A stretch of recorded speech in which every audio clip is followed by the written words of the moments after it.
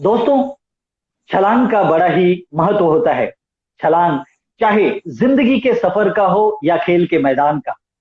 जिंदगी के सफर में कामयाबी की छलांग और खेल के मैदान पर जीत की छलांग आपको एक सुखद एहसास दे जाती है।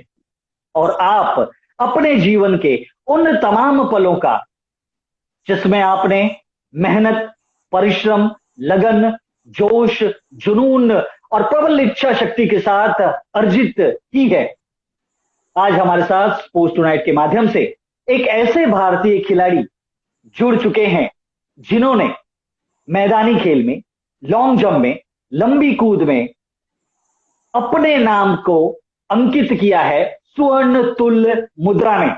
भारत में नहीं, भारत के अलावा विदेशों के कई मैदानों पर अपने नाम से एक नया इतिहास अंकित करने वाले अंकित शर्मा आज हमारे साथ जुड़ रहे हैं स्पोर्ट्स टुनाइट के माध्यम से। मैं सबसे पहले उन्हें आमंत्रित करता हूं। नमस्कार अंकित शर्मा जी। नमस्कार सर, बहुत बहुत धन्यवाद। काफी अच्छा इंट्रोडक्शन दिया आपने मेरा। जी जी जी, धन्यवाद। आपने जिस प्रकार से मेहनत की है, परिश्रम किया है, और आपका आपके उन तमाम प्रयासों को पूरा भारतवर्ष सलाम करता है और आप इसके हकदार हैं। हम स्पोर्ट्स टुनाइट के माध्यम से आज आपकी कहानी आपके ही जुबानी लोगों तक पहुंचाएंगे और लोगों तक बताएंगे कि किस प्रकार से यह युवा चुलबुला बेहतरीन हमारा खिलाड़ी इतिहास के पन्नों पर जिस प्रकार से अपने नाम को दर्ज किया है, उन्होंने उनकी कहानी उनके ही जुबानी सुनाएंगे, दिखाएंगे, बतलाएंगे, लोगों को समझाएंगे और सुंदर अंदाज में सभी के सामने पेश करेंगे। कई सारे आपके चाहने वाले हमारे साथ जुड़ रहे हैं, जुड़ चुके हैं, और हम सब उन स्पोर्ट्स टुनाइट के माध्यम से उन सभी का हार्दिक स्वागत करते हैं जो हमारे साथ जुड़ चुके हैं। सबसे पहले जो हमारे साथ जुड़ चुके हैं उनका हार्दिक स्वागत है। और अब हम शुरू करेंगे स्पोर्ट्स टुनाइट के माध्यम से अंकित शर्मा की कहानी, अंकित शर्मा की जुबानी। तो अंकित शर्मा जी, हम सबसे पहले आपके बचपन की ओर चलते हैं कि किस प्रकार से आपका बचपन और आपका परिवार रहा, उसके बारे में कुछ बताएं। जी, जैसा सभी जानते हैं कि मैं चंबल क्षेत्र के एक मध्यम वर्गीय परिवार से बिलोंग करता हूँ। मेरे पिताजी अध्यापक थे जो कि अब रिटायर हो चुके हैं। जी और हमारी ज्वाइंट फैमिली, सब साथ में रहते हैं। तो काफी प्रेशर था मेरे जी पिताजी के ऊपर कि एक परिवार को आगे लेके जाना, और एक अकेले जॉब करने वाले वो जी थे पूरे परिवार में। जी तो उन्होंने सपोर्ट किया उन चीजों से, मतलब मुझे मोटिवेट किया। कई तरीकों की मुझे कथाएं कहानियां सुनाते थे जिससे मैं मोटिवेट होता था। उन जी मतलब गांव चंबल के खेत से निकल के, चंबल के उस रेत और रेगिस्तान से निकल के जो प्रेरणा मिली मुझे वहां से यहाँ तक पहुंचने की, वो मैं कहूंगा कि बहुत ही लाजवाब जी रही है जर्नी वहाँ। क्योंकि जो लोग वहाँ रहते हैं, जो कितना परिश्रम करते हैं, जो हर क्षेत्र में अपना नाम कमाना चाहते हैं, उनको देखकर मैं बड़ा हुआ हूँ। और उनके आशीर्वाद और उनकी कृपा से जी आज मैं इस जगह पर पहुंच पाया हूँ। जी जी जी जी, चंबल की कहानी सभी जानते हैं और चंबल का इतिहास सभी जानते हैं। आने वाले आप जैसे खिलाड़ियों ने भी वहाँ का नाम काफी रोशन किया है। अंकित जी, आपने अपने बचपन के बारे में बताया। बचपन में हमने पढ़ा है कि आपने बचपन में क्रिकेट खेलने की शुरुआत की थी, उसके बाद आप जेवलिन खेलते हुए नजर आए। तो क्या कुछ रहा क्रिकेट और अन्य खेलों का सफर आपका बचपन में? क्रिकेट तो आप जानते ही हैं, हर भारतवासी का पहला प्रेम होता है कि हर बंदा क्रिकेट खेलना चाहता है। तो हम भी बचपन में काफी क्रिकेट के लिए लालायित रहते थे, क्रिकेट खेलने के लिए भागा करते थे घर से, और फिर घर में आके मार भी खाते थे, पिटाई भी खाते थे उसके लिए। तो क्रिकेट काफी अच्छा रहा और मुझे जी भी अच्छे अचीव होते गए। लेकिन एक सडन मूवमेंट पे आके मुझे वो एटमॉस्फेयर, वो ग्राउंड, वो कोच फैसिलिटीज नहीं मिल पाई मुझे वहाँ। इसलिए मेरा क्रिकेट मुझसे छूट गया। जी और कहीं ना कहीं इस चीज को मैं मानता जी हूँ कि कस्बे या छोटे से गांव से बिलोंग करने के वजह से वो चीज वहां नहीं थी जी कि टाइम पे सिलेक्शन का आपको पता चल जाए, या फिर टाइम पे लोग आपको एक एकेडमी के बारे में, एक कोच के बारे में बता दें। तो वो चीजें नहीं मिल पाई मुझे टाइमली, इसलिए क्रिकेट छूट गया। और मेरा जेवलिन में इंटरेस्ट इसलिए था कि मेरे बड़े भैया जेवलिन थ्रोअर थे, तो उनका एक जेवलिन घर पर रखा था। तो कभी कभी मैं उसको लेके अपने खेत में फेंका जी करता था। तो उसको फेंकते फेंकते एक टेक्निक सेट हो गई मेरी, और मैं उसका ट्रायल देने के लिए स्पोर्ट्स अथॉरिटी ऑफ इंडिया में गया हुआ था 2006 में। तो मैं जैवलिन का ट्रायल देने जी गया था, मुझे सिलेक्शन लॉन्ग जंप में मिल गया क्योंकि मेरा एक्सप्लोजिव थोड़ा इम्प्रूवमेंट और इम्प्रेशन वाला था। तो मेरे कोच ने मुझे एक इवेंट जी सेलेक्ट करने के लिए कहा, तो मैंने उनका तुम लॉन्ग जंप करोगे आज से, क्या तुम्हें पसंद है? तो मैंने हाँ बोल दिया, क्योंकि मुझे हॉस्टल में और स्पोर्ट्स करना था, हॉस्टल में रहना था। तो सर ने मुझे सिलेक्ट कर जी लिया और मुझे वहां से लॉन्ग जंपर बना दिया। जी जी जी। तो जिस प्रकार से आप लॉन्ग जंपर बने और आपने काफी मेहनत की, परिश्रम किया, शुरुआती समय में यदि हम कहें बचपन में, अ, बच्चों के सामने जिस प्रकार से दो पुस्तकें होती है, एक पुस्तक पढ़ाई की, दूसरी खेल कूद की, तो शुरुआती समय में किस प्रकार से आप दोनों ही पुस्तकों का अध्ययन करते थे? जी, जैसे जानते ही हैं आप, गांव में हर माता पिता चाहते हैं कि बेटा पढ़ लिख के कुछ काम के लायक बन जाए, जॉब मिल जाए उसे, कुछ अच्छा मतलब लाइफ ठीक से चल जाए उसका। तो फोर्स करते हैं कि बेटा पढ़ो पढ़ो, जी हर बार हर घर में यही कहानी होती है, पढ़ोगे नहीं तो आगे जीवन में क्या करोगे। बहुत जरूरी भी है, क्योंकि पढ़ना सिर्फ जॉब के लिए नहीं जी चाहिए, मतलब अपने आप को, व्यक्तित्व को निखारने के लिए भी आपको पढ़ना चाहिए, कि आप जीवन को समझ पाए, समाज को जी समझ। तो जैसे मेरे पिताजी अध्यापक रहे हैं, तो काफी मुझे सुनाते थे, मुझे बताते थे कि अगर पढ़ लिख लोगे तो तुम किस लेवल को अचीव कर पाओगे। तो जी पढ़ने के लिए हमें मिलते थे 12 घंटे, जिसमें से मैं 2 घंटे पढ़ता था और बाकी के 8 घंटे खेलने में गुजार देता था। जिसका फल ये होता था कि जी शाम को सुनना पड़ता था पिताजी से कि तुम सुनते नहीं हो मेरी बात, बाद में तुम्हें बहुत सारी प्रॉब्लम होंगी और तुम्हें जी नौकरी नहीं, तुम्हें गड्ढे खोदने पड़ेंगे और तुम्हें ब्ला ब्ला जो घर में सब डायलॉग सुनाए जाते हैं, वो शाम को सुनने के लिए जी मिलते थे। लेकिन इंटरेस्ट बहुत था स्पोर्ट्स में, और वो इस बात को जानते थे। लेकिन वो सिर्फ ये कहते थे क्रिकेट में तेरा कोई फ्यूचर नहीं, क्रिकेट मत खेल, बाकी तुझे और जो गेम खेलना है खेल ले। तो मुझे मोटिवेट जी करते थे, मैं फुटबॉल भी खेला करता था उनके साथ, वॉलीबॉल में भी नेशनल लेवल तक गया मैं। मेरा हाइट का थोड़ा 5'11" की हाइट को इंडियन टीम में कंसीडर नहीं करते, लेकिन जूनियर के अंत तक पहुंच चुका था मैं। तो मैंने सेलेक्ट जी किया फिर एथलेटिक्स में। रक्षाबंधन के कॉम्पिटिशन, जो भी रक्षाबंधन गया, हमारे गांव में रक्षाबंधन पर कॉम्पिटिशन हो रहे हैं, 100 रुपीज 200 रुपीज प्राइज के लिए, तो उसको खेलते हुए मैंने लॉन्ग जंप में थोड़ा सा वो कंपटीशन जीतने को जी मिल जाए और लोकल एरिया में थोड़ा सा फेम मिल जाए, उसके लिए मैंने लॉन्ग जंप में थोड़ा सा ट्राई किया। क्योंकि ये एक बेसिक इवेंट है, 100 मीटर लॉन्ग जंप और शॉर्ट पुट थ्रो करना तो आमतौर पर गाँव में मिल जाते हैं। तो इस तरीके से जी जी मेरे जी तो मेरी स्टडी सेकेंडरी रही, मेरा जी स्पोर्ट्स ही रहा हमेशा से। जी जी जी जी। शुरुआत आपकी जिस प्रकार से हुई, मैं थोड़ा सा ब्रेक लेना चाहूंगा, थोड़ा सा मेरे ब्लूटूथ में आ रहा है, मैं थोड़ा सा ब्रेक ब्रेक लेना चाहूंगा, एक सेकंड के लिए।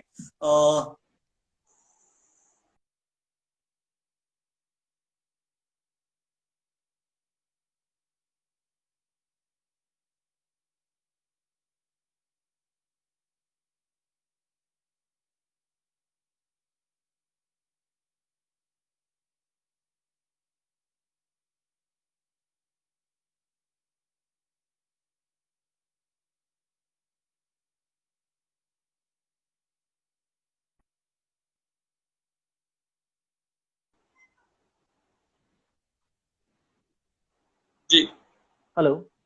जी, आपको आवाज आ रही मेरी? जी बिल्कुल ठीक। जी जी जी।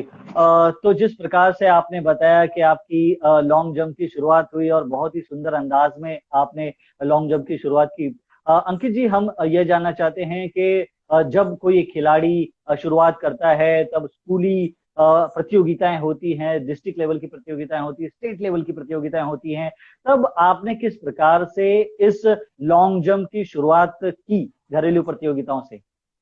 जैसा मैंने आपको बताया, शुरुआत तो रक्षाबंधन के कंपटीशन से हो चुकी थी, लोकल जी एरिया में थोड़ा सा अपने नाम को बनाने के लिए। बाकी स्कूल ने बहुत सपोर्ट किया, जब स्कूल्स के गेम्स होते थे तो मुझे हर ऑलमोस्ट हर टीम में डाल दिया करते थे, क्योंकि फिटनेस लेवल थोड़ा अच्छा था, तो इसीलिए जी ऑलमोस्ट हर टीम में मेरा एक नाम होता था। तो वॉलीबॉल खेलने भी जाता था जी और कभी फुटबॉल टीम में भी मेरा नाम होता था। तो मेनली मैं एथलेटिक्स में जब जी आया, मैं 2005 में जी एक पुणे में नेशनल स्कूल गेम्स हो रहे थे, तो वहां पे मैं परफॉर्म कर रहा था, तो शायद फोर्थ या फिफ्थ प्लेस पे था मैं। गांव जी से आकर मैंने पहली बार सिंथेटिक स्टेडियम देखा वहां पे, और उसमें परफॉर्म किया। तो 6.64 या 66 कुछ ऐसा जंप किया था मैंने उस टाइम। तो मेरे कोच ने मुझे देखा वहां और मुझे वहां से कॉल किया कि आप एक बार जी स्पोर्ट्स अथॉरिटी ऑफ जो ट्रेनिंग सेंटर है भोपाल, वहाँ के एक बार ट्रायल दीजिए, अगर आपका परफॉर्मेंस ठीक रहेगा तो हम आपको बोर्डिंग में सेलेक्ट कर लेंगे, जहाँ से आपको बहुत सारी फैसिलिटीज मिलेंगी, जिससे आप अपने जी जो इवेंट है, जो आपका गेम है, आप उसको और ऊपर तक लेके जा पाएंगे। तो जी जी जी शुरुआती तौर पर मैं कहूँगा स्कूल ही बहुत बड़ा एक प्लेटफॉर्म होता है हम सबको निखारने के लिए, हम सबको उस प्लेटफॉर्म पे पहुंचाने के लिए। स्टडी के साथ साथ जी मेरे जैसे खिलाड़ी भी बहुत बनाते हैं। तो एक स्कूल का ही प्रोडक्ट हूँ मैं। जी जी जी। स्कूली शुरुआत आपकी हुई, और किस प्रकार से स्टेट लेवल की कॉम्पिटिशन्स, उसके बाद जो नेशनल लेवल में आपने कदम रखा, उसके बारे में कुछ बताएं। जी हाँ, 2005 में मैंने पहली बार स्कूल गेम्स जो होते हैं वहाँ पे पार्टिसिपेट किया था। तो मैं 4th या 5th प्लेस पे था। उसके बाद जब मैं साई हॉस्टल में मेरा सिलेक्शन हो गया मई में, मई 2006 में मैंने ज्वाइन कर लिया था। और उसके बाद अक्टूबर में एक कॉम्पिटिशन हुआ था इंटर जोन करके, जहाँ पे 4 जोन की टीम सेलेक्ट होके आती है। इलाहाबाद में ये कॉम्पिटिशन था पहली बार अंडर 16 का। तो मैंने पहली बार वहाँ पे जाके नेशनल गोल्ड मेडल जीता अंडर 16 में। और उस इवेंट का जी वो मीट रिकॉर्ड था 7.03 का। तो मेरे जीवन में पहली बार मैंने 7 मीटर वहां पे क्रॉस किया था, संगम की उस पावन जी स्थल पे जहाँ पर अभी प्रयागराज है। तो वो मेरा पहला मेडल था वहां पे। उसके बाद हर साल 3 से 4 कंपटीशन नेशनल लेवल के होते थे और 4-5 मेडल हम लोग जीता करते थे। जी जी जी जी जी जी। और यदि हम कहें नेशनल लेवल के बाद अंतरराष्ट्रीय प्रतियोगिताओं का सफर किस प्रकार से आपका शुरू हुआ। शुरुआत हुआ 2008 में। हम लोग तैयारी कर रहे थे, हमारा जूनियर इंडिया का कैंप लगा हुआ था। एशियन जूनियर एथलेटिक्स चैंपियनशिप होने वाली थी जकार्ता में, इंडोनेशिया में। तो उससे जी पहले मुझे मैंने जो क्वालिफिकेशन मार्क था वो क्लियर कर दिया। लेकिन एक छोटा सा हैमस्ट्रिंग इंजरी था, तो मुझे उस टीम में जगह नहीं मिली। और उसके एक जी 20-25 दिन बाद एक कंपटीशन होने वाला था यकूटिया में, जो साइबेरिया के पास पड़ता है, जिसे हम जी दुनिया की सबसे ठंडी जगह भी मानते हैं। -50 52 तक टेम्परेचर चला जाता है। तो उस एरिया में वो कंपटीशन था जुलाई मंथ में। तो हमारे इंडिया से हम 2 लोग खेलने के लिए गए थे। मतलब गेम्स थे वो, बाकी अदर गेम्स की टीम बहुत बड़ी थी, लेकिन एथलेटिक्स में सिर्फ 2 लोग गए थे, मैं और अमिया कुमार मलिक, जो कि 100 मीटर जी की। जी जी। तो वो मेरा पहला इंटरनेशनल टूर्नामेंट भी था और पहला मेडल भी मैंने वहां पे सिल्वर जीता। तो 2008 जुलाई जी से मेरा इंटरनेशनल कैरियर स्टार्ट हुआ वहां से। जी जी जी। और अंकित जी, यदि हम बात कहें, एक सवाल ले लेते हैं। जिस प्रकार से सवाल है, what do you think government should change at school level. मतलब स्कूली लेवल पर किस प्रकार से सरकार जो है वह अब चेंज कर रही है, उसके बारे में कुछ वे जानना चाहते हैं आपसे। जी मैं अपने टाइम की कहूँ तो कोई फैसिलिटी नहीं होती थी, क्योंकि हर एक स्कूल के पास अपना खुद का ग्राउंड और कोचेस भी नहीं होते थे। लेकिन अभी वो चीजें प्रमोट हो रही हैं। और जब से नया ये खेलो इंडिया का प्रोग्राम आया है कि 1000 सिटीज 1000 कोचेस 1000 ग्राउंड्स, तो ये मुझे ऐसा लग रहा है कि जी कहीं ना कहीं वो ग्रास रूट लेवल पे प्रमोट करने की जो तैयारी है वो चल रही है, वो शुरुआत हो चुकी है। जिसके बारे में हम सोचा करते थे 20 साल पहले कि अगर एक कोच या कोई ग्राउंड होता या फिर हमारे पास क्रिकेट किट होता तो शायद हम थोड़ा और इम्प्रूव कर पाते। जो चीज हम रिग्रेट करते हैं, फील करते हैं, वो चीज अब प्रोवाइड कराई जा रही है गवर्नमेंट के प्लेटफॉर्म से। जी जी जी। और अंकित जी, ये सवाल world number 2 para badminton Sukant Kadam ji का था, बहुत सही। जो कि हमारे साथ जुड़ चुके हैं इस कार्यक्रम में। जी अंकित जी। जी, थैंक यू जी। जी जी। पैरा बैडमिंटन है वे, और वर्ल्ड नंबर 2 है इस समय, बहुत ही बढ़िया खेलते हैं बैडमिंटन के फील्ड में। और यदि हम बात कहें अब जिस प्रकार से आपका अंतरराष्ट्रीय सफर चला, 2010 का world junior athletic championship Canada, जी उसकी कुछ यादें। यादें अच्छी है, क्योंकि 2009 में यूथ हुआ था एथलेटिक्स का, वर्ल्ड एथलेटिक्स यूथ एक मीट होती है जिसको हम वर्ल्ड यूथ के नाम से भी जानते हैं। तो मेरी तैयारी जी उसकी थी। तो अराउंड 752 जो गोल्ड मेडल था 2007 में। तो मैं उस कंपटीशन जी को टारगेट करके चल रहा था कि अगर मैं ओवर 750 जंप करूंगा तो मैं मेडल में रहूंगा। और वो शायद जी इंडिया के लिए पहला मेडल भी होता उस टाइम अगर मैं जीत जाता तो। लेकिन जी सरकमस्टेंसेस और थोड़ा मौसम मेरे साथ नहीं रहा, तो मैं शिफ्ट हो गया वहां पे। क्योंकि 4 राउंड जी तक मैं लीड कर रहा था, उसके बाद बारिश स्टार्ट हो गई और जो मुझसे पहले जंप कर गए उनके जंप काउंट हो गए, फिर मुझे जंप करने का मौका नहीं मिला। तो वो जो रिग्रेट जी था मेरे मन में मेडल ना जीत पाने का, तो मैं वर्ल्ड जूनियर में उसको प्रूव करना चाहता था। लेकिन सेम थिंग मेरे साथ वो वर्ल्ड जूनियर कनाडा में भी हो गई। एक तो टाइम का डिफरेंस था, और हम लोग एक दिन पहले पहुंचे थे, अगले दिन हमारा कंपटीशन था। तो मैंने क्वालिफिकेशन राउंड में 760 767 का कुछ जंप किया। और मैं ओवरऑल जी 4th या 3rd नंबर पर लीड कर रहा था उस टाइम। तो अगले दिन जब जी जंप जी करने start किया, तो फिर मौसम पूरा कोल्ड हो गया और वो चीज मैं थोड़ा अडेप्ट नहीं कर पाया। तो 5th 6th प्लेस से फिर वही हो गया मेरे साथ। तो पांचवा और जी जी चौथा जी मेरा पीछा जिंदगी भर नहीं छोड़ा। जी जी जी। अंकित जी, सवाल काफी कुछ है प्रतियोगिताओं का। आपका जिस प्रकार से प्रतियोगिताओं का दौर रहा है अंतर्राष्ट्रीय स्तर पर, कुछ यादें उनके बारे में हम बताएं, आपसे जानना चाहेंगे। सबसे पहले तो 2010 में जो कॉमनवेल्थ गेम हुई थी भारत में, नई दिल्ली में, हम सबके लिए एक बहुत अच्छा मौका था, बहुत बड़ा प्लेटफॉर्म आप जैसे सभी खिलाड़ियों के लिए। तो उसकी कुछ यादें हमारे साथ, आपके चाहने वालों के साथ आप शेयर करें। ये बहुत बड़ा गेम था। मतलब मैं कहूँगा मेरी लाइफ का सबसे बड़ा गेम था उस समय। 73 कंट्रीज आए थे पार्टिसिपेट करने के लिए, और जो कि वर्ल्ड क्लास जी एथलीट थे जमैका के और यूके के, वो सब लोग आए हुए थे। तो उनको देखकर मैं अब खुद सीख भी रहा था, क्योंकि मैं जूनियर था उस टाइम, अराउंड 17-18 ईयर्स का कुछ रहा था मेरा एज। तो मैं उनसे सीख भी रहा था, उनके जी साथ कम्पीट भी कर रहा था। तो पहली बार जब मैं उस लेवल पे गया तो शायद अ, जो एक छोटे से पौधे को खिलते हुए एक जो एटमोसफेयर चाहिए था वो सही मुझे मिला। अगर ऐसे गेम्स प्रॉपर टाइम पे अगर हमारे इंडिया में हर एक 2 साल या 3 साल में होते रहे ना, तो हमारे जूनियर्स को बहुत बड़ा सपोर्ट मिलेगा, उससे मेंटल सपोर्ट भी मिलेगा, और कॉम्पिटिशन का जो एटमोसफेयर जो हमें चाहिए वो भी इंडिया में क्रिएट होने जी लगेगा। तो मैं पहली बार जी उतना जी बड़ा जी गेम्स देखा इंडिया में, और इतना बड़ा मतलब बनाया हुआ था सब कुछ, इतना बड़े गेम्स हो रहे थे और इतना ह्यूज ओपनिंग सेरेमनी रखी थी। तो वो सब चीजें देख के बहुत अच्छा लगा। और पहली बार जब हमें पता चला कि इंडिया का किट इतना बड़ा मिलता है, अराउंड सिक्स सिक्स जी किट मिलते हैं, 6 टी-शर्ट मिलते हैं, और चल तो अलग टाइप का एक वो था कि आज मैं इतने बड़े लेवल पे खेलने जा रहा हूँ, सीनियर में लीड करने जा रहा हूँ, तो मुझे अपनी जिम्मेदारी समझनी है। तो एक एहसास बहुत ही अच्छा था उस time, first time Commonwealth games participate करने के टाइम। जी जी जी जी जी। अंकित जी, यादें काफी हैं। ये तो थी कुछ सुखद यादें। अब कुछ ऐसी यादों के बारे में हम आपसे जानना चाहेंगे। 2014 का एशियन गेम्स, जिसका मलाल आपके दिल दिमाग में अब तक छाया होगा, उसके बारे में कुछ बताएं। एक्चुअल में वो भी एक बहुत बड़ा प्लेटफॉर्म। जी 2010 का जब एशियन गेम्स था ग्वांगझू चाइना में, तो वहां पे मैं मिस कर गया था मेडल। तो मैं सोच रहा था कि जी जो 2010 में नहीं कर पाया तो मैं 2014 में कर पाऊँ उस चीज को। तो मैं उसके लिए तैयार भी था। जी जी अ, जो जी ट्रेनिंग करने जो कोच थे वो मुझे सूट नहीं कर रहे थे, तो मैं अपने पर्सनल कोच के पास ट्रेनिंग करने के लिए केरला चला गया। तो मैं उनके साथ जी वहाँ जी ट्रेनिंग जी कर रहा था, और एक क्वालिफिकेशन मार्क सेट किया हुआ था कि अगर कोई एथलीट पूरे 6 मंथ की पीरियड में इस क्वालिफिकेशन को अगर क्रॉस करता है तो वो एक गेम्स के लिए क्वालिफाई माना जाएगा। तो वो मैंने अप्रैल मंथ में या मई मंथ में क्रॉस कर दिया था। उसके बाद जिस जी दिन एशियन गेम्स का फाइनल ट्रायल चल रहा था पटियाला में, तो वहां बोला गया था कि तुम अगर फर्स्ट भी आ जाओगे, अगर तुम क्रॉस नहीं कर पाते हो दोबारा से तो कोई दिक्कत नहीं, हम तुम्हें सेलेक्ट करेंगे, क्योंकि उस दिन मेरी तबीयत बहुत खराब थी। अराउंड 101 और कुछ फीवर था और लूज मोशन चल रहे थे। तो मैंने बोला कि मैं कंपटीशन नहीं कर पाऊंगा, तो उन्होंने बोला कि नहीं करोगे तो लोग क्वेश्चन ज्यादा करेंगे, इसलिए तुम कंपटीशन करो। तो मैं कंपटीशन किया, 755 जंप किया, फर्स्ट भी आया।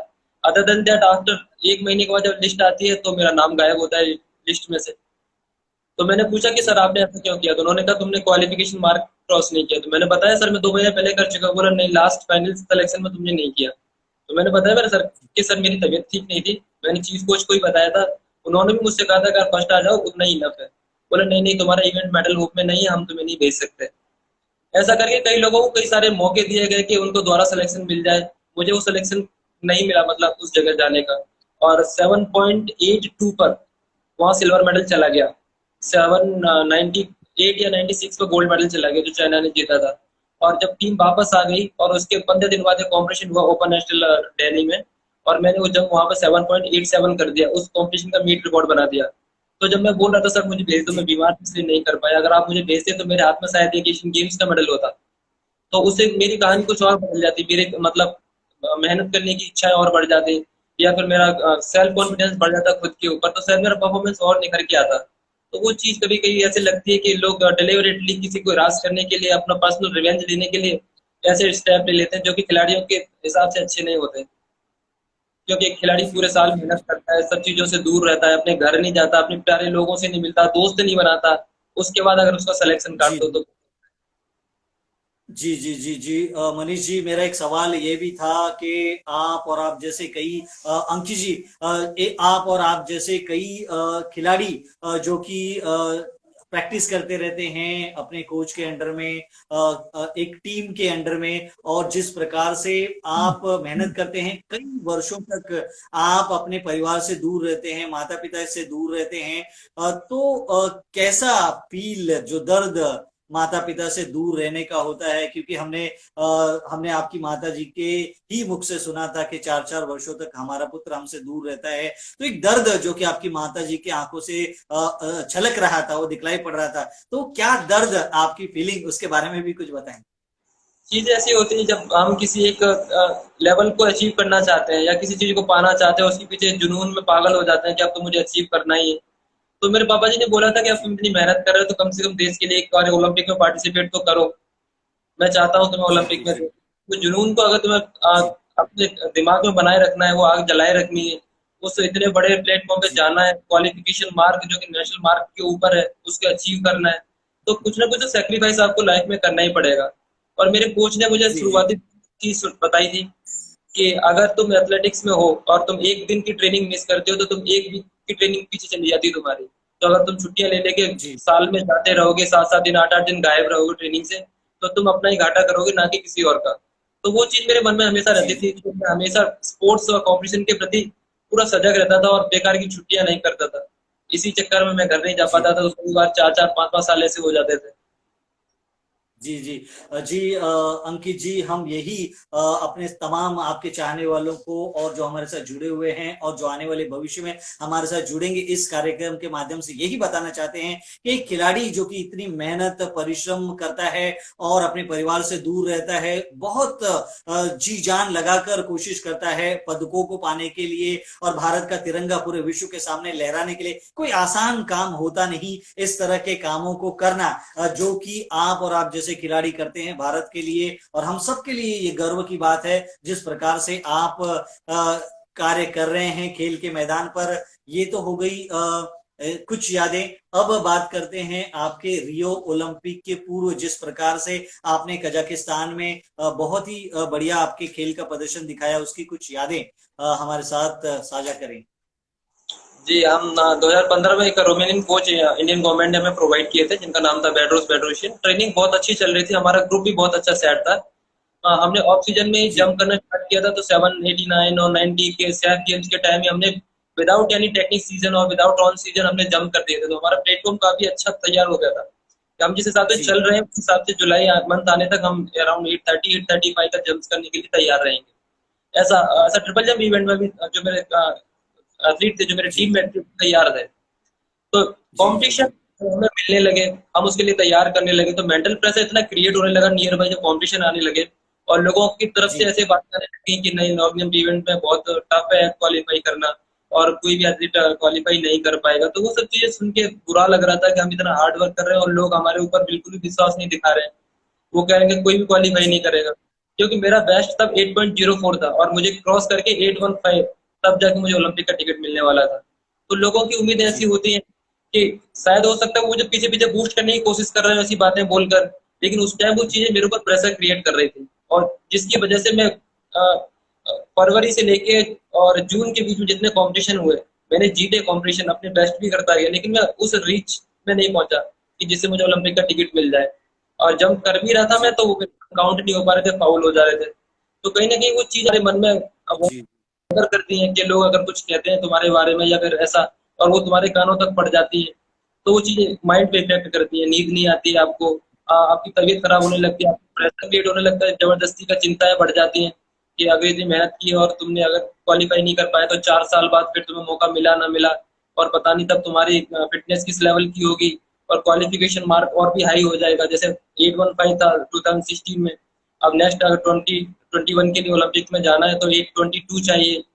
तो वो सब चीजें बहुत ज्यादा दिमाग में चिंता पैदा कर देती हैं। तो जी उसका जी काम कोच ने मुझे सपोर्ट किया उस टाइम, जब लास्ट कंपटीशन था मेरा कजाकिस्तान में। उन्होंने बोला कि ये तेरा लास्ट कंपटीशन है, अभी तक तूने खुद की मर्जी से खुद का प्रेशर क्रिएट करके खराब किए, इस बार तो ये कंपटीशन मेरे लिए खेल, अगर तू हारेगा तो भी मेरी जिम्मेदारी, जीतेगा तो भी मेरी जिम्मेदारी। इसलिए तो एक जी कंपटीशन जी को जीतने के लिए नहीं, सिर्फ अपना ऑल आउट करना है तो शुरुआत की जंग से। तो जैसा कॉम्पिटिशन स्टार्ट हुआ, पहले 2 जंप फाउल हो गए, उसके बाद थर्ड जंप में ईरान के जो एथलीट थे उनने 8.16 का जंप कर दिया, और मेरे कोच ने आके मुझे बताया कि तेरे जंप्स उससे काफी ज्यादा आगे जा रहे हैं, तो वो चीजें जब मेरे दिमाग में आई और मुझे थोड़ा कॉन्फिडेंस जगा, तो फोर्थ जंप में मैंने क्वालिफाई कर दिया।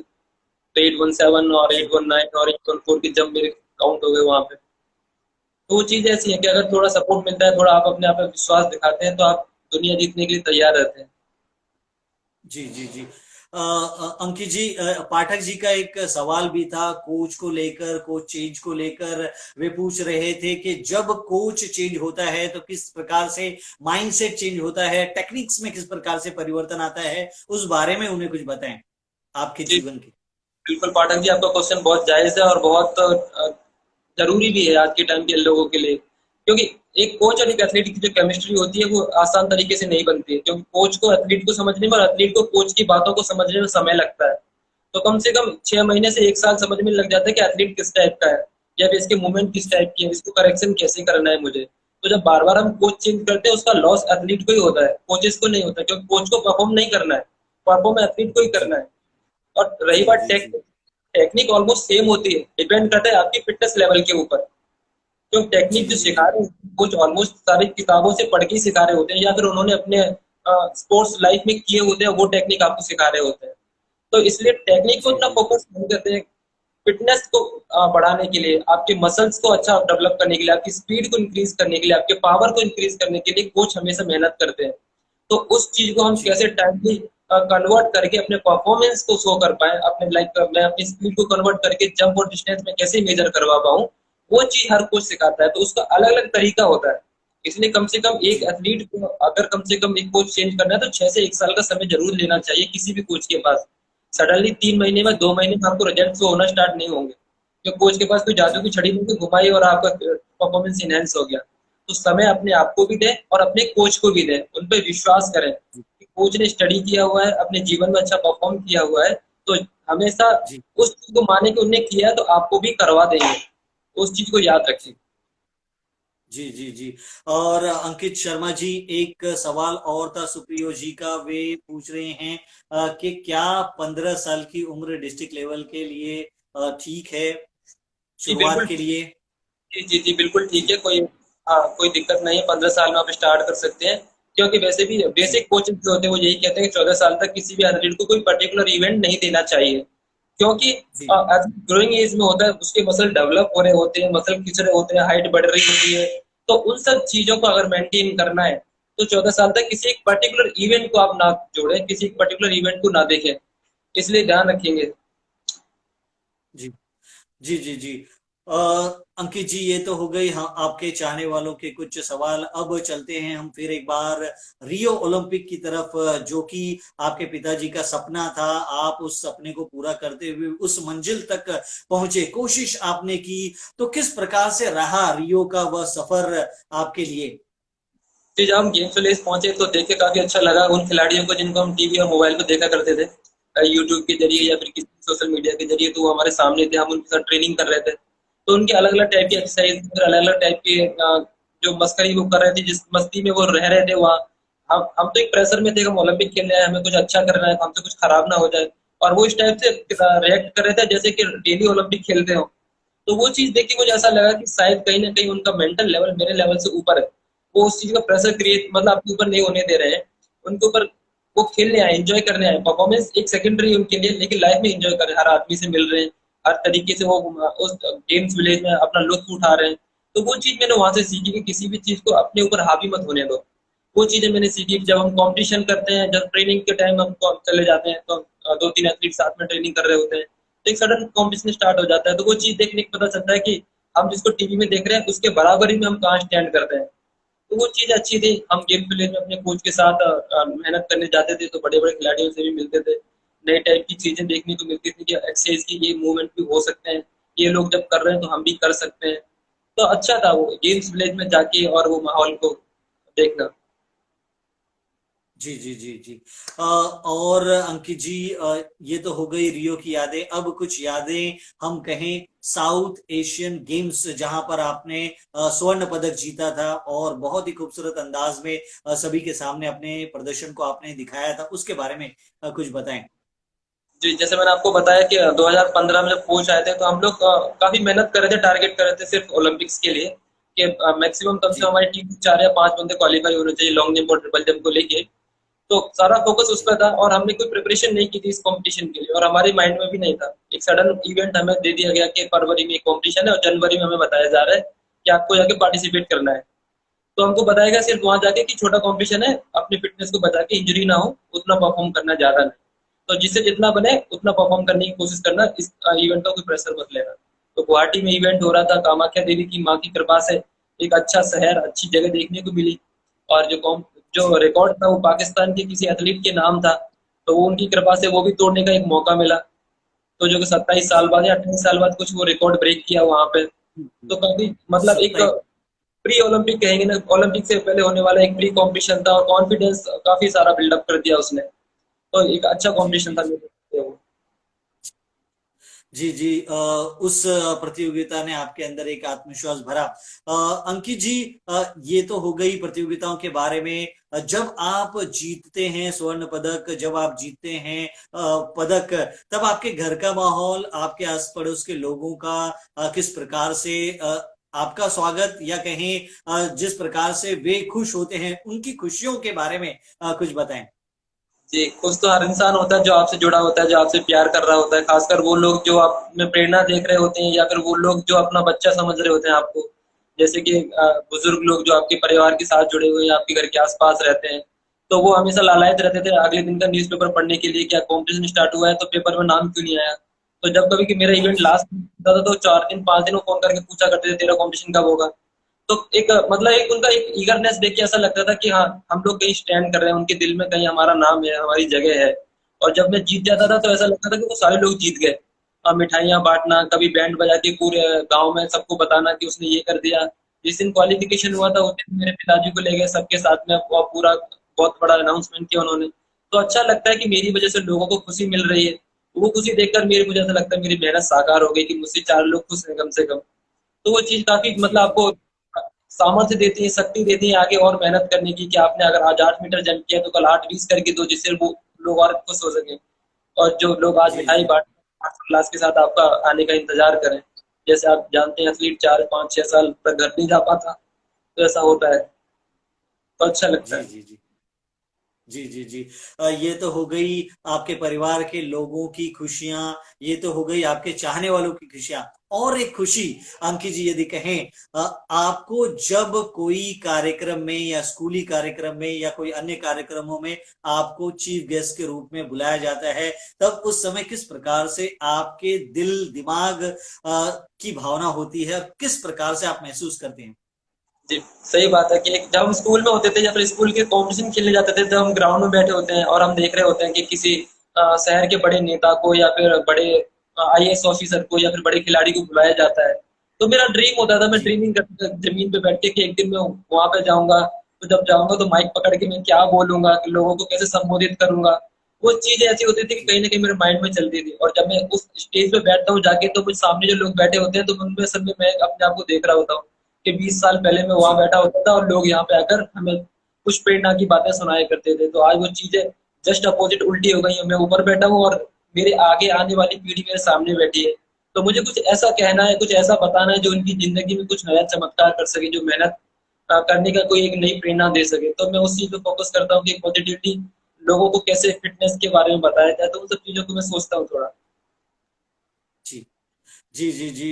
बिल्कुल, आपकी वो यादें बहुत ही खूबसूरत नजर आती हैं, आपके चेहरे से, आपके फीलिंग से, आपकी मुस्कुराहट से। और एक फीलिंग यदि हम कहें, जब क्रिकेट के भगवान मास्टर ब्लास्टर सचिन रमेश तेंदुलकर जी के साथ आपकी मुलाकात हुई, तब क्या कुछ हुआ उस मुलाकात के दौरान। जी, ऐसा होता है ना कि सडनली भगवान कोई चमत्कार कर देते हैं। वो ऐसा था कि भगवान ने एक छोटे भगवान को भेज दिया मेरे सामने। अब मैं और मेरे जी कोच जी बाहर प्लेस के बाहर रोड पे वर्कआउट कर रहे थे, थोड़ा जनरल कंडीशनिंग वर्कआउट था वही कर रहे थे। सडनली मैंने देखा जी कि कोई ऐसा शख्स चल के आ रहा है जो सचिन तेंदुलकर जैसा दिखता है। क्योंकि वो पैर में जी चोट लगी थी तो थोड़ा सा किसी छड़ी के सहारे चल रहे थे। तो मुझे लगा कि शायद जी एथलेटिक्स में क्रिकेट प्लेयर क्यों ही आएंगे। फिर जब थोड़ा और जी क्लोज आ गए तो मुझे समझ में आ गया कि ये वही है। और मैं भाग के उधर गया तो मेरा कोच मुझसे पूछ रहा है कहाँ जा रहे हो, कहाँ जा रहे हो। तो मैंने बताया कि मैं वहां जा रहा हूँ उनसे मिलने के लिए। जी मेरे जी कोच को भी उनके बारे में पता नहीं था, लेकिन जब उनसे मिले तो वो पहचान गए कि ये क्रिकेट वाले क्रिकेट के खिलाड़ी हैं, जिनके बारे में इतना कुछ लिखा जाता है। तो जब मैं उनसे मिला, मैंने उनको बताया कि मैं चाइल्डहुड में आपके ड्रीम किया करता था कि हम साथ में क्रिकेट खेल रहे हैं, तो वो हंसने लगे। तो बोलने लगे ऑलमोस्ट यूथ जनरेशन ऐसा सोचती है, ऐसा देखती है, लेकिन तुमने अब जो काम किया है एथलेटिक्स में, वो अपने आप में एक सचिन तेंदुलकर जैसी कहानी है। तो तुम इसको कंटिन्यू करो, अपने आप को मोटिवेट रखो, तुम भी एक दिन बड़े खिलाड़ी बन के निकलोगे देश के लिए। आज इस लेवल पे पहुंच गए हो, तो ये सबसे बड़ा खुशी का पल है तुम्हारे और हमारे लिए कि 130 करोड़ भारतीयों में से तुम्हें वो स्थान मिला है कि तुम यहाँ रियो में इंडिया को रिप्रेजेंट करने के लिए आए हो। जी जी जी। बिल्कुल, वो यादें बहुत ही बेहतरीन अंदाज में आपके दिल दिमाग में छाई हुई हैं और आने वाले कई वर्षों तक आपके साथ भरी हुई होगी। आपने अभी बात की इंजरी की, दुर्घटना की, जिस प्रकार से आपने देखा, आप एक खिलाड़ी हैं, खिलाड़ी के रूप में किस प्रकार से इंजरी, यदि आप जिस प्रकार से नी इंजरी की बात करें आपके क्षेत्र में, तब कैसा फील होता है जब इंजरी हो जाए खेल के दौरान या उसके पूर्व, तब किस प्रकार से मानसिकता होती है खिलाड़ी की और या आपकी? देखिए, खिलाड़ी का जीवन दर्द से भरा रहता है। आप जानते ही हैं कि वो मेहनत की पराकाष्ठा के ऊपर काम कर रहा होता है। जो एक लेवल रहता है, स्ट्रीम लेवल, उसके ऊपर काम करता है, क्योंकि उसको 9 से 10 में नहीं, 11 का सोच रहा होता है। इसलिए जब मेहनत जी का प्रेशर इतना होता है, जब एक्सरसाइज के लेवल अलग अलग टाइप के होते हैं, तो खुद की मसल्स को भी जी नहीं पता होता कि कितना प्रेशर आने वाला है मेरे ऊपर। और जब कोई चीज हम जी 100 से ज्यादा निकलने की कोशिश करते हो, कहीं ना कहीं हमारे शरीर में मांसपेशियां हैं या फिर जॉइंट्स खिंच जाते हैं या फिर बोन्स हैं, तो प्रेशर में थोड़ा सा फ्रैक्चर हो जाते हैं। तो वो चीजें तो जीवन में मतलब साल में एक दो बार ऐसा हो ही जाता है कि जब हम अपना बेस्ट देने की कोशिश कर रहे होते हैं, तो बेस्ट से पहले हमारा कहीं ना कहीं मसल रप्चर हो जाना या फिर मसल पुल हो जाना, वो सब चीजें नॉर्मली होती रहती हैं। शुरुआत में वो चीजें दुख देती हैं, दर्द होता है, लेकिन धीरे धीरे आप उस चीज के आदी हो जाते हो। आपको समझ में आने लगता है कि ये जीवन का हिस्सा है, स्पोर्ट्स लाइफ का एक हिस्सा है, हमें इसके साथ रहना है। इससे बचना कैसे है, तो वो चीजों को सीखना है।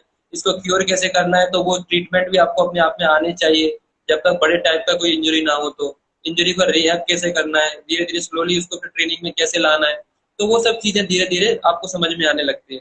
लेकिन अगर एथलीट है जी और देश के लिए खेलना चाहता है, तो उसकी लाइफ का एक पार्ट रहता है पेन, तो हमेशा। जी जी जी जी। जी बिल्कुल, आपने एक खिलाड़ी के उस दर्द को, एक खिलाड़ी के उन भावनाओं को प्रकट किया।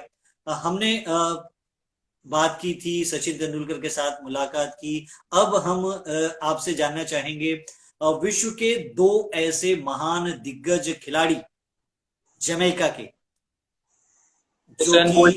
उसेन बोल्ट, और दूसरे जिनके साथ आपकी मुलाकात हुई, जी। योहान।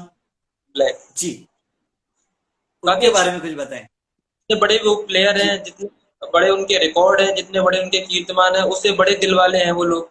मतलब उनसे मिलकर मुझे ऐसा लगा कि इतना बड़ा प्लेयर होने के बाद भी वो एक दूसरे नॉर्मल प्लेयर से ऐसे मिलते हैं, इस तरीके से बिहेव करते हैं, तो वो हमें सीखने योग्य चीजें हैं।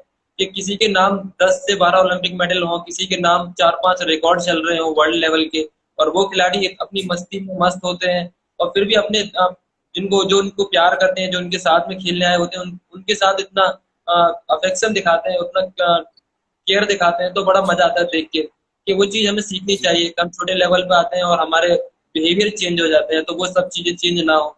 अगर हमें वर्ल्ड क्लास लीड बनना है या वर्ल्ड लेवल पे कुछ अचीव करना है, तो ये चीज सबसे पहले हमें सीखनी पड़ेगी कि ईगो और प्राउड को जी हम साइड करते हैं हमेशा के लिए। जीवन में तो वैसे प्राउड साइड में रहे तो ही बेहतर है, लेकिन स्पोर्ट्स लाइफ में जी ये नेसेसरी है कि ईगो और जो प्राउड है उसको आप साइड में रख दें हमेशा के लिए, तो ही आप अपने परफॉर्मेंस को बहुत जल्दी विश्व स्तर पर स्थापित कर पाएंगे। तो वो चीजें मैंने उनसे सीखी, काफी अच्छा लगा मिलने के बाद, क्योंकि दोनों ही अपने आप में एक महान खिलाड़ी है। जी जी जी। बिल्कुल, महान खिलाड़ी जिस प्रकार से अपनी महानता को अन्य खिलाड़ियों के सामने बतलाते हैं, उनसे काफी कुछ सीखने को मिलता है हम सबको उनके जीवन से।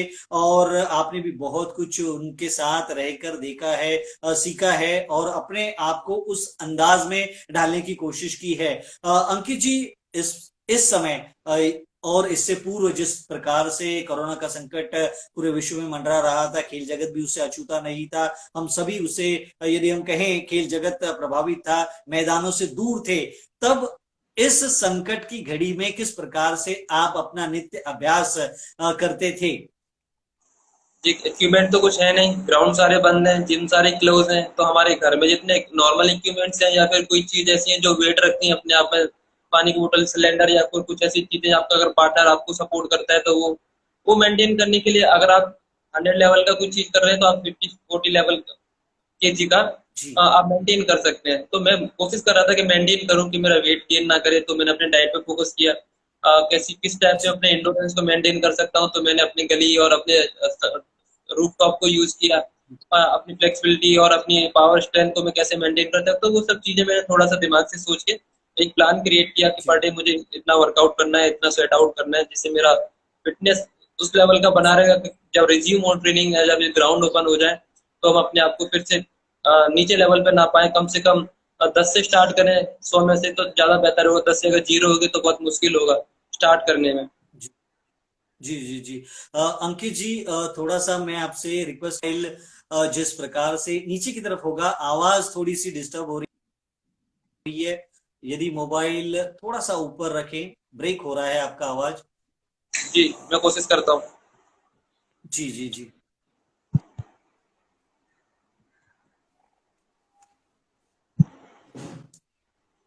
जी, क्या आप ठीक है?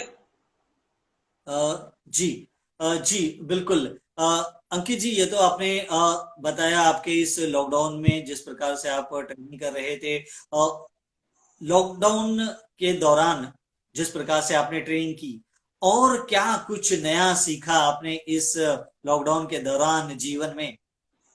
सबसे पहली चीज तो मानवता सीखी कि इंसान को इंसान से प्रेम करना चाहिए, अगर जरूरत पड़े तो उन्हें मदद करनी चाहिए।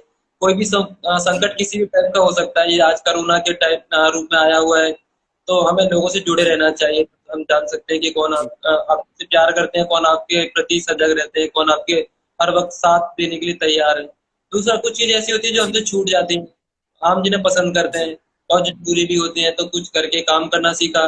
कुछ नए टाइप के एक्सरसाइज इन्वेंट किए कि जो स्पोर्ट्समैन को या फिर एक जंपर को जरूरी होते हैं, तो उस टाइप से एक डायरी बनाई, या फिर कुछ अपने नॉलेज को मैंने गेन किया कि अगर आगे मैं कंटिन्यू करूंगा तो मैं किस टाइप की एक्सरसाइज को इंक्लूड करूंगा। क्योंकि एक पैटर्न बन जाता है, एक ढर्रा बन जाता है ट्रेनिंग का, क्या मैं सुबह से लेके 3 वीक तक यही करना है, सुबह का पता होता है, शाम का पता होता है। तो चीजों को थोड़ा जी सा चेंज करने के लिए स्ट्रेंथ डेवलप करनी है, तो अदर देन वेट ट्रेनिंग हम कैसे स्ट्रेंथ को डेवलप कर सकते हैं, तो वो चीजों को मैंने जी थोड़ा सा सीखा 3-4 महीने के टाइम में। जी जी जी अंकित जी, यदि हम कहें, आपने भारत के कई मैदानों पर जिस प्रकार से खेला है, विश्व के कई मैदानों पर खेला है, भारत में खेलना और विदेशों में खेलना किस प्रकार से अंतर होता है एक खिलाड़ी के लिए, और अपने आप को एडजस्ट करने के लिए उस माहौल को? एक सिंपल सा एक एग्जांपल दूंगा, जैसे होता है कि इंडिया में खेलना एक ऐसा हो जाता है बाथरूम में गाना गाना। जब आपका लेवल अचीव हो जी जाता है और आप अच्छा नहीं गाते हैं या फिर आप गाना सीख रहे हैं और आपको एकदम से बाहर छोड़ दिया जाए, 4 लोग आपको सुन रहे हैं, तो आपको अपने आप ही समझ में आ जाता है कि अब आपके ऊपर जिम्मेदारी है। आपको वो चीज समझनी है कि जी आप 130 करोड़ भारतीयों का तो आपको अपना प्रदर्शन किस लेवल का रखना है, जिससे लोग आप पे विश्वास करें, आपके परफॉर्मेंस पे विश्वास करें, आपको प्यार करें। तो वो चीजें धीरे धीरे आपको कॉम्पिटिशन करने के बाद समझ में आती है, सीखने में आती है। लेकिन मजा बहुत आता है जब पता चलता है कि हम मेरे किसी काम से लोग खुश हो रहे हैं। जी जी जी अंकित जी, आप लॉन्ग जंपर हैं, इस खेल के अलावा और कौन सा आपका पसंदीदा खेल है? क्रिकेट। जी क्रिकेट, हाँ, क्रिकेट तो हमेशा से पसंद था, क्रिकेट खेलता हूँ। वॉलीबॉल भी खेलना पसंद है मुझे, वॉलीबॉल भी खेलता हूँ। क्योंकि जंपर जी की एक लाइफ में एक्सप्लोजिव की बहुत महत्वता होती है, तो वो कभी कभी कोच हमें खेलने के लिए भेजते थे कि वॉलीबॉल खेलोगे तो वर्टिकल जंप करने के जो मूवमेंट्स होते हैं तो वहाँ अच्छे होते हैं वॉलीबॉल में। तो वॉलीबॉल भी मुझे बहुत पसंद है। जी जी अंकित जी, आपका पसंदीदा क्रिकेटर कौन है? सचिन तेंदुलकर जी, उनसे बड़ा कौन हो सकता है। जी जी जी बिल्कुल, वो तो सबके चहीते हैं, और हम सभी के दिलों पर जिस प्रकार से उन्होंने राज किया है, हमेशा से हमारे दिलों पर वे इसी प्रकार से राज करते रहेंगे। आपने अभी भी बातों ही बातों में जिक्र किया अपने कोच के बारे में, तो थोड़ा सा आप अपने कोच के बारे में बताएं, और एक भारतीय कोच के साथ साथ विदेशी कोच का हमारे खेल में रहना किस प्रकार से अंतर और एक प्रदर्शन को उभारने वाला नजर आता है? देखिए, एक इंडियन कोच होता है, वो पिता की जैसे एथलीट की केयर करते हैं।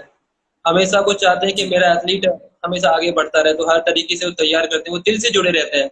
और जो कोच जी बाहर से आते हैं तो वो सिर्फ प्रोफेशनल कोचेज होते हैं, उनको सिर्फ प्रोफेशनल से मतलब होता है। आपकी पर्सनल लाइफ में क्या चल जी रहा है, क्या फील कर रहे हैं, वो सब चीजें वो ध्यान नहीं देते हैं। तो मैं कहूँगा कहीं ना कहीं जी जो चीजें हैं, इंडियन कोच के पास जो आपको अफेक्शन, जो केयर, जो लव मिलता है, वो शायद आपको फॉरेन कोचेस से उतना नहीं मिल पाता, क्योंकि वो सिर्फ प्रोफेशन से जुड़े होते हैं। उनको सिर्फ कोचिंग से मतलब होता है कि आप अच्छा परफॉर्म करें, किस टाइप से करेंगे, वो आपका प्रोटोकॉल तैयार करते हैं, आपका एक शेड्यूल तैयार करते हैं।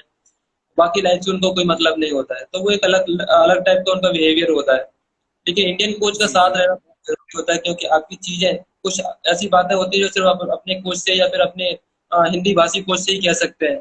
तो वो चीजें जी बहुत जरूरी, मतलब मैं बहुत जरूरी हो जाती है लाइफ में, कि अपने दिल की जी बात और अपने कोचिंग में जो आपको चीजें समझ में नहीं आ रही तो आप पूछ पाए। कभी कभी आप डरते हैं कि फॉरेन कोच है, पता नहीं इस चीज का क्या रिएक्ट करेंगे, किस तरीके से जवाब देंगे, तो ऐसा हो जाता है। जी तो इंडियन कोच तो हमेशा जी होता है, हम वैसे ही पूछते हैं। हम तो विदेशी कोचों को भी वैसे ही पूछते हैं, जैसे हमारे भगवान ने कहा है कि गुरु गुरु ब्रह्मा गुरु विष्णु, तो हमारे लिए तो हमेशा गुरु ब्रह्मा विष्णु जैसे ही रहे हैं, और हम तो वैसी ही इज्जत करते हैं। जी जी जी जी बिल्कुल, हमारे जीवन में गुरु का काफी महत्व होता है और गुरु के ही बताए मार्गदर्शन पर चलकर हम सब जिस प्रकार से जीवन के इस पथ पर आगे की तरफ बढ़ते हैं, और एक पथ आपके जीवन का खेल के मैदान को छोड़कर इनकम टैक्स के इंस्पेक्टर के रूप में आप नजर आए, तब आप अपने उस पथ के बारे में भी थोड़ा सा बताएं। जी हाँ, आजकल मैं काम कर रहा हूँ, जॉब करना सीख रहा हूँ, ये भी मैंने सीखा है। कुछ महीनों से मैं जी जॉब कर रहा हूँ, और चेन्नई में यहाँ पोस्टेड हूँ, टीडीएस में। तो एक अलग जी एक्सपीरियंस है लाइफ में, जॉब आगे लाइफ में मुझे काम आएगा, तो वो चीजें मैं सीख रहा हूँ। लेकिन जो चीज, जो पोस्ट मुझे मिली है, वो स्पोर्ट्स की बदौलत ही मिली है। मेरे अचीवमेंट्स और मेरे जी परफॉर्मेंस के उसके कहेंगे कि एक पुरस्कार स्वरूप मुझे दी गई है। एक इंस्पेक्टर का पोस्ट अपने आप में एक महत्व रखता है, सेंट्रल गवर्नमेंट के एम्प्लॉय होना अपने आप में एक गौरवपूर्ण बात है। तो जो चीज जब आज मुझे मिली, इससे पहले मैं एलआईसी में काम करता था, उससे पहले मैं रेलवे में काम करता था, इंडियन ऑयल में मैंने काम किया है, मैंने इंडियन आर्मी में भी कुछ दिन गुजारे हैं। तो वो चीजें कहीं ना कहीं आपको, जब आपका परफॉर्मेंस बढ़ता है तो वो चीजें आपको मिलने लगती है। तो स्पोर्ट्स किया मैंने दिल लगा के, मैंने कभी जॉब को फोकस नहीं किया, तो मुझे हर टाइप के जॉब करने को मिले, और आज मैं इस लेवल का जॉब कर रहा हूँ। तो वो चीजें काफी जी अच्छी जी अपनी एक्सपीरियंस देने वाली है। जी जी जी जी जी अंकित जी, आपने कई सारी संस्था में काम करते हुए आज बहुत ही बेहतरीन अंदाज में अपने आप को प्रदर्शित कर रहे हैं, खेल के मैदान पर भी और खेल के मैदान के बाहर भी।